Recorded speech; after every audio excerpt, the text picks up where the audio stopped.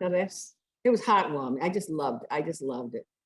The biggest event was on New Year's, and they would have their instruments, their tambourines, their maracas, accordion, and they always carried an American flag. And they would chant, they would sing, they would stroll, and they would serenade as they and you would hear it throughout the street at night. All the Cape Verdean tunes they were playing. The house was always open to them. The families were open to them, and they always went into the home, said a prayer, came out and went to the next home. And then after the last house that they visited, that's when they gathered and they would celebrate in the new year. And that could have been like 5, 6 o'clock in the morning, because that was a party time for them. And as I remember, when my dad came in, when he came home, he would always give some 50 cents that would kiss him New Year's, and it was my brother, Joe, because I was always asleep. They never got home until 6 in the morning.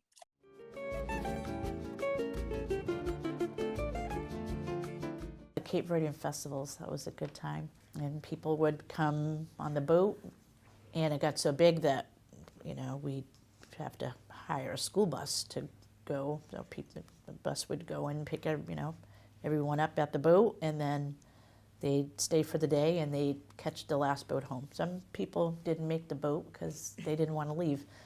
1988 was the first, yes, that was the first festival, and that was held at the Knights of Columbus Hall on Cherry Street.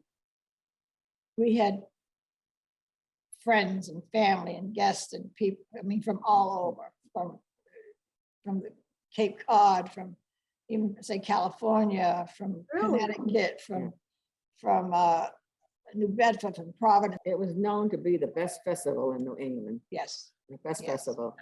It was much fun. It was so much fun. It was a lot of work, but it was a lot of fun. Yeah, it was well worth it.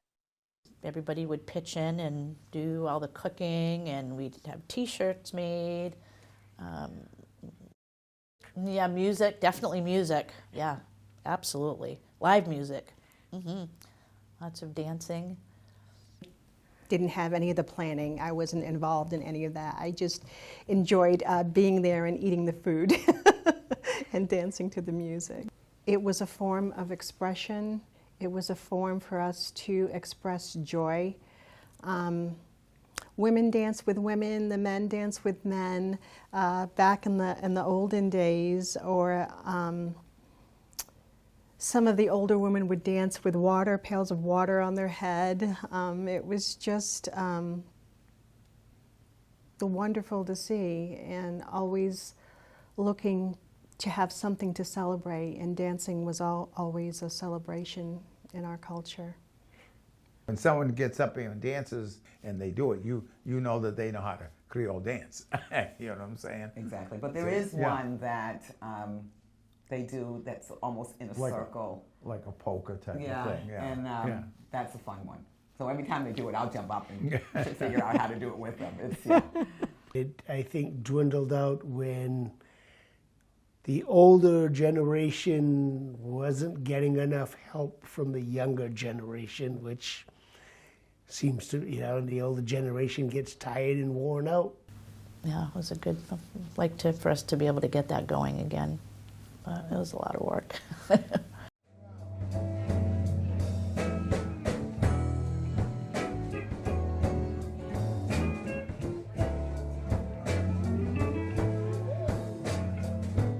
"33 acres belonged to my grandfather, Joseph Perry, and he farmed the lands and later became a businessman by putting up a nightclub known as the infamous 30 Acres nightclub, which was well loved by many in Nantucket people. Lots of local musicians, my family included. My uncles, David Perry, who was a fabulous musician, my cousin, Jimmy Duarte, my uncle Pesky, and also my father, Gerald Stanley, also played at 30 Acres. The late great 30 Acres, yeah. I worked there too. I was a bouncer. The whole family really worked at that place. everybody I knew, all my cousins, we all worked there, either bouncing, bartending, or just collecting money at the door. All in Motown, all the time, along with the local musicians. They always had something going on every weekend. Everybody on the island. Everybody on, not just the Cape Verdeans, everybody was coming to see them.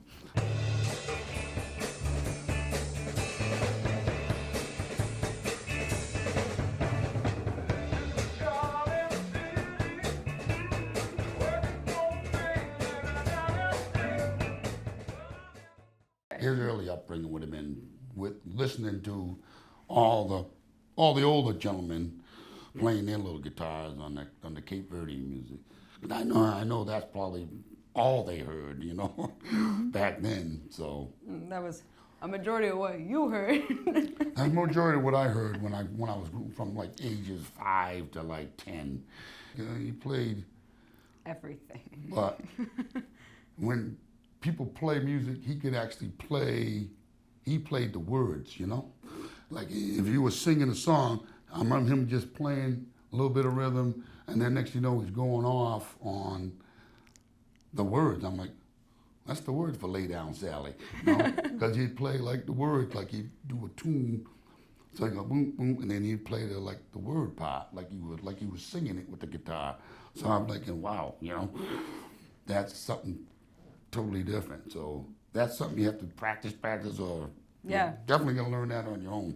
No sheet music needed on that. No. That was up here and in here. Played everywhere. Played, like I say, all around the island.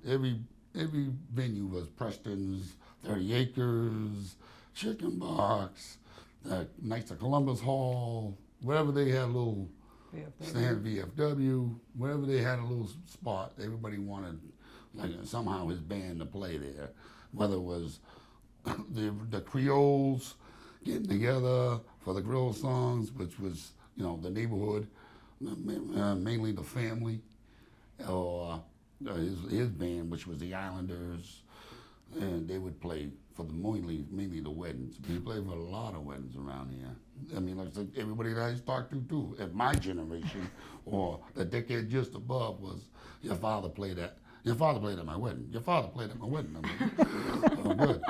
And that's great to know, Oh, we should get your father's band. You like to play with everybody and teach the younger generation, like my generation, what the music was all about back then. So piano obviously started at around 5 or 6 years old. You started getting me lessons. Yeah, I remember driving you up the lessons.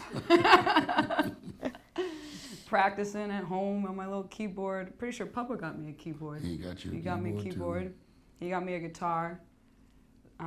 But music has always been ingrained because of my father, who can also play guitar, and my grandfather. So piano started young, and then I picked up alto saxophone in middle school with Eric Wendelkin, who kind of kept me interested with that through high school and into college as jazz became my minor. Been in and out of the Nantucket Community Music Center with the community jazz band. As for guitar, like I said, my grandfather bought me one, but because of his decline in health, I didn't really get to learn much of that. And to be quite honest, I didn't really want anybody else to teach me, so. I was in and out of St. Mary's Church from the time I was born through now and forevermore. I was always involved with the church music through their ministries and choirs and directors, and now I am playing piano and organ at St. Mary's. It's my full-time job for the time being. My favorite, being a saxophonist, of course, is the golden oldies. I enjoy jazz, of course, the old standards, all of that. I was hoping to get to play for my mother before she passed one of her favorite songs, which was "Let Me Call You Sweetheart." She was like, "You gotta go get your sax and bring it over and play for me." And I regret that I wasn't able to do so during the end.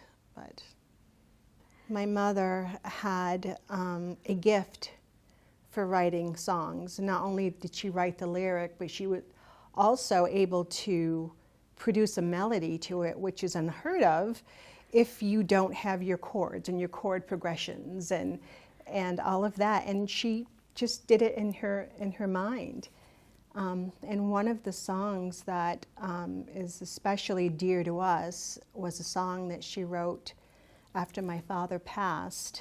And the title of the song is called My Dreams of Yesterday, which she sang to me so often that I can now sing to my family.